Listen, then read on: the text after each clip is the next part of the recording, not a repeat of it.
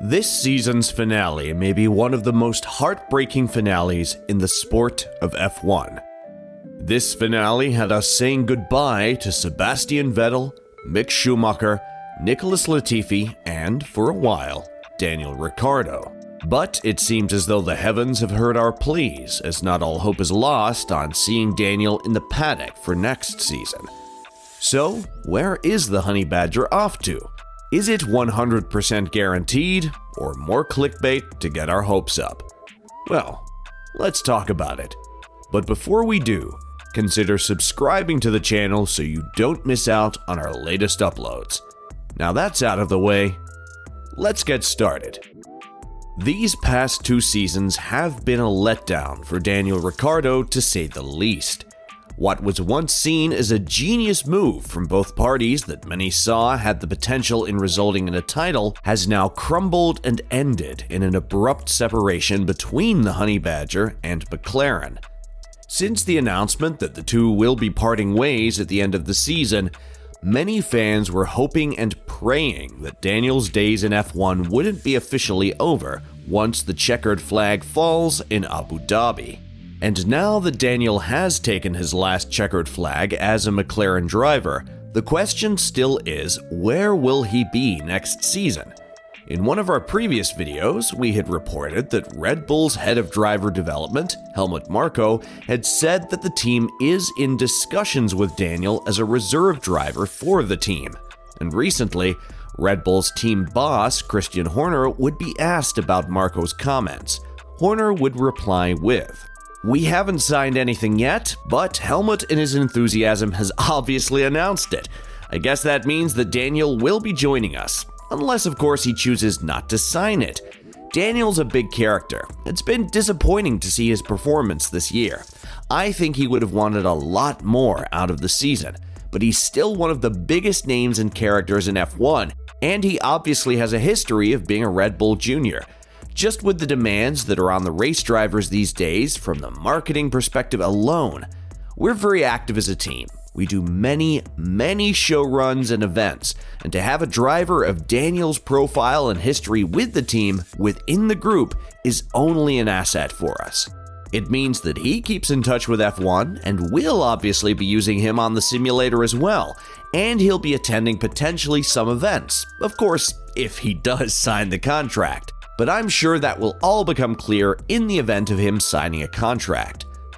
Many fans and analysts believe that if Daniel is given a car that fits to his liking, the Honey Badger will surely extract every ounce of pace and bring the car to the top. And though to many it may seem like a distant memory now, but Daniel's best days were arguably with Red Bull, when he was seen as the next best thing after Sebastian Vettel's departure from the team. Obviously, Red Bull would get ahead of this notion and make it clear that Daniel's role would be as a reserve, and nothing more, as he still puts his faith in the Verstappen-Perez pairing for next season. No, Daniel's contract is very specific for a specific reason. "We have a contract with Checo for the next 2 years, said Horner, when asked if Ricciardo could become an option for promotion in the longer term. What the partnership of Max and Checo has produced has been phenomenal for us.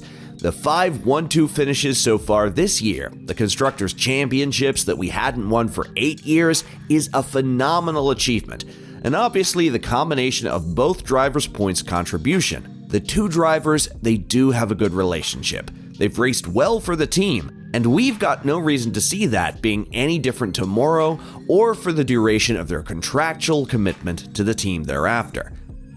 Daniel would also break his silence regarding his future and say that a reserve role for Red Bull is his likeliest move now that Haas, Williams, and Alpine have filled their vacant seats for next season. "I knew that I wanted some time off next year from a race seat and just from competition," he said. "It's been pretty tiring the last couple of years with the struggles, so it was pretty clear to me shortly after the summer break that that was what I wanted and what was going to be best for me. What's the next best thing? And the more I thought about it, to obviously be involved to some degree with a top team, that was obviously the preference. But it's not done. So that's why I haven't come out and confirmed it, because that's still the truth. It's not done. but I can obviously look you in the eye now and say it's the most likely option at this stage. Daniel would then add that a reserve role will be the true test if he really does have the hunger to compete in F1, or is it time for him to call it quits by the end of next season. The third driver role will either fuel the fire and make me hungry and more motivated than ever, or it will actually be like, oh, this is the right thing for you, and in that case then I must be really happy, he said.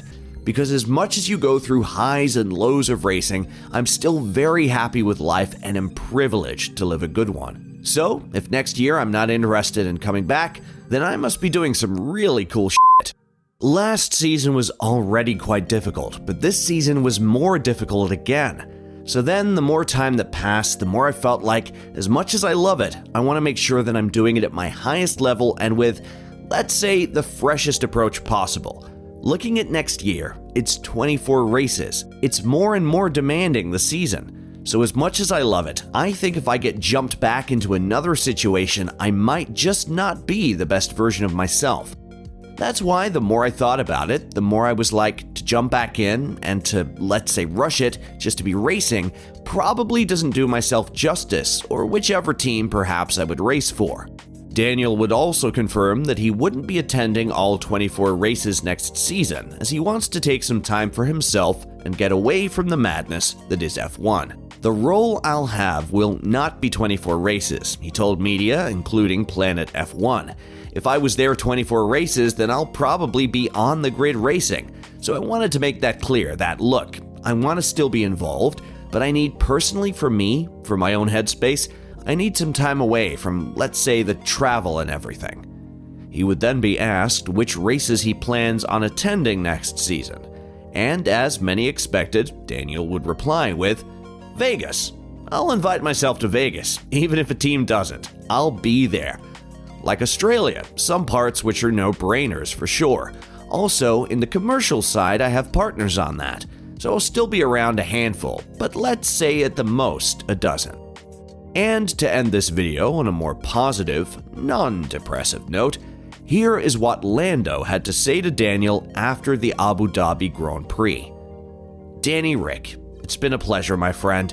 Thanks for everything. Thanks for the good times. Thank you for the laughs. Keep up the photography, and I'll see you next year. And there you have it, guys. So how would you sum up Daniel's stay at McLaren? Let us know in the comments section below. And as always, don't forget to like and subscribe to the channel so you don't miss out on our latest uploads.